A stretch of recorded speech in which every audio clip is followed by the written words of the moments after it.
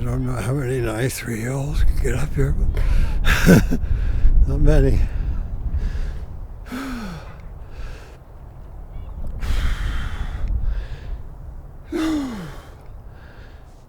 And the good part of this is you get to run down.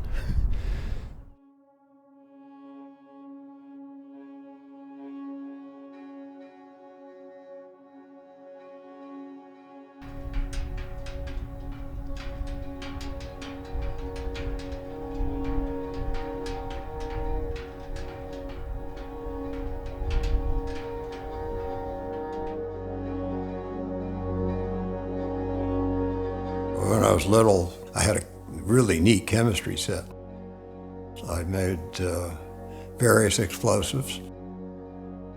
So I actually wrote down my formula and I sent it to the Department of the Army.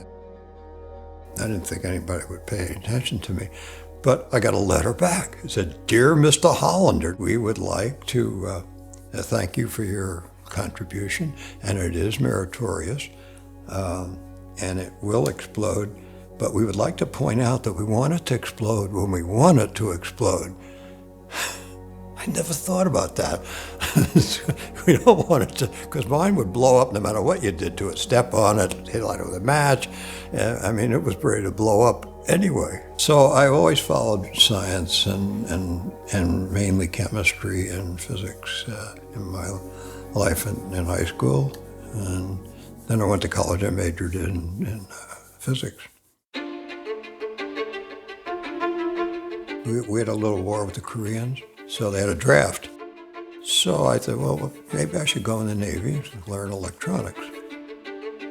The chief there handed me my application. He said, "You got to sign that." I looked at it and I said, "This is 1407.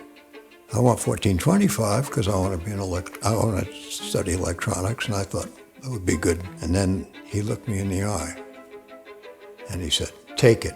It's the best billet in the Navy." I said, "Okay." I was stationed at the Naval Radiological Defense Laboratory, and their mission was to prepare the Navy and civilians for a nuclear war. And I learned so much.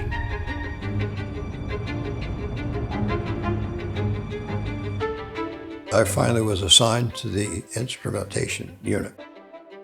And in the course of my 4 years I stayed in that unit, I traveled all over. I went to all the shots and made measurements of the radiation from the bomb. I went to the ones in Nevada, of course, at Las Vegas, north of Las Vegas, in Mercury. The Nevada desert in America is the scene of the latest atomic test. International observers come by invitation to join scientists, military and civil defense authorities making a study of the test.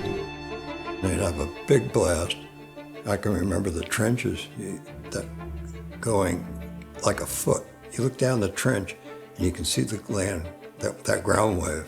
It's scary. It's so big. And they had like buildings, they built like houses and tanks. They want to see what happens. And I can remember going in and setting up my instruments and around this like city. I'm serious, a city. Then bam, they always fire them first thing in the morning.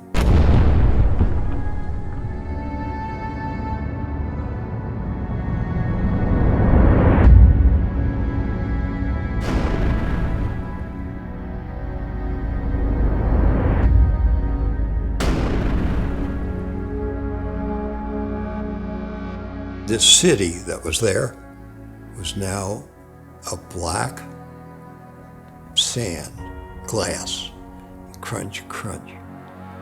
Nothing. Tanks are gone. I mean, everything that was there yesterday, concrete, buildings, everything. Just a mound, that's it. You would not know that there was anything there.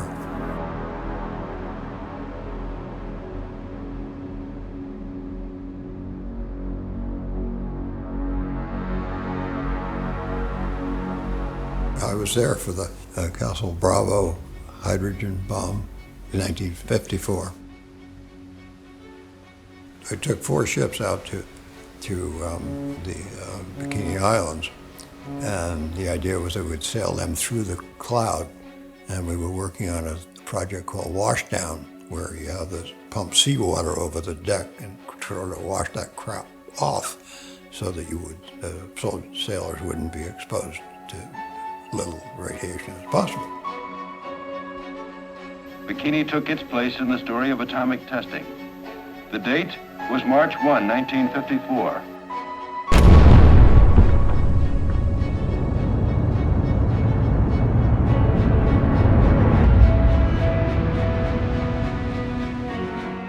It sort of fulfilled my dream, you know. I made explosives when I was a little kid, and it just progressed right to the bomb. So it was a very good experience. It made my whole life and my career of the Navy. I owe them everything.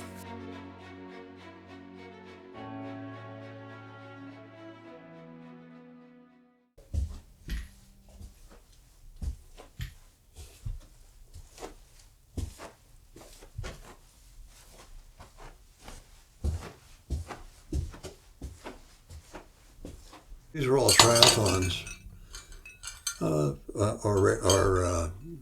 marathons, half marathons, Ironman.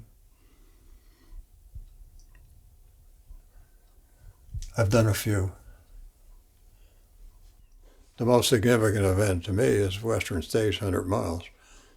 I want to be buried with that. 100 miles. 28 hours.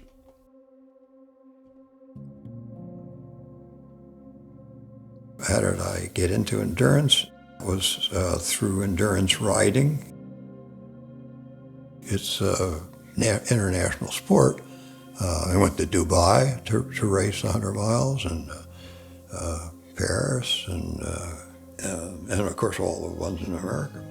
We certainly traveled the world with horses, yeah.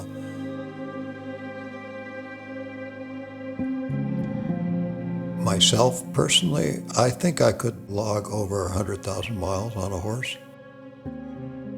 That's 15,000 competition miles. And then I got into ultra running. And the peak of my endurance experience, of course, was the Western States 100 miles. 100 miles in one day over the Sierras. I still don't know how I did it.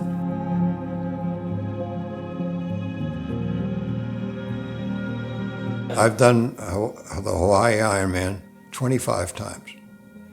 I think I have the fastest time of anybody in an Ironman over 70.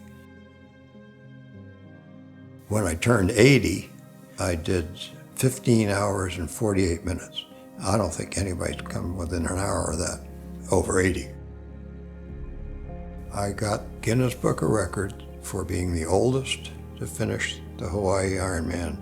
I was 82. How many races have I done? Well, at least 1,000, maybe 2,000, somewhere in that range. I've ridden a horse over 100,000 miles, and I've certainly run, probably not that far, but well, I've done 100 marathons.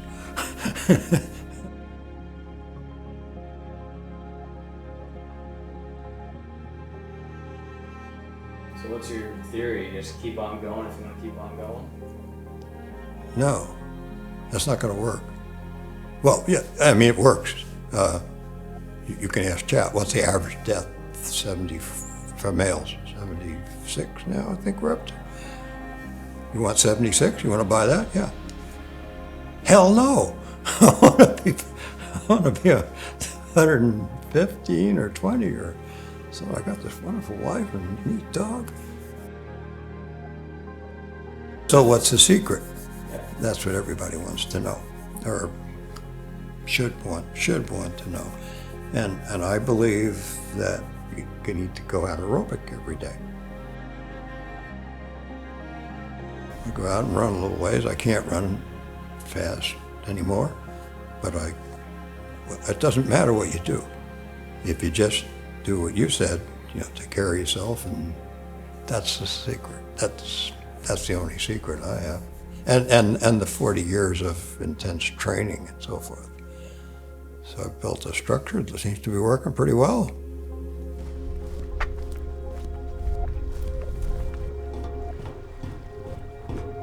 I don't like the word retire. I don't like it then, I don't like it in the middle, and I don't like it now. I think I'm still busy and active and relevant.